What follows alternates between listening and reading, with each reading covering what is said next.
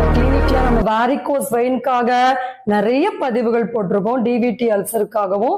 So எப்படி வாரிகோஸ் வெயினை எந்த விதமான சர்ஜரி இல்லாம வீட்டில் இருந்த மாதிரியே அந்த லெக்ஸ்ல இருக்கக்கூடிய அல்சரை ஹீல் பண்ண முடியும், வாரிகோஸ்னால ஏற்படக்கூடிய வலி, குத்தல், எரிச்சல் போன்ற பிரச்சனைகளை கையாள முடியும், என்ன மாதிரியான உணவு கட்டுப்பாடு எடுத்துக்கணும்னு நம்ம நிறைய தகவல்கள் சொல்லியிருக்கோம். ஸோ இந்த ஒரு பதிவுல ஒரு 5 டிப்ஸ் வாரிகோஸ் வெயின்கான வீட்டில் இருந்த மாதிரி ஒரு ஹோம் ட்ரீட்மெண்ட், அதுக்கான ஒரு பெர்மனன்ட் சொல்யூஷன், அதற்கு ஒரு 5 டிப்ஸ் எக்ஸ்ட்ராவா நம்ம சொல்ல போறோம்.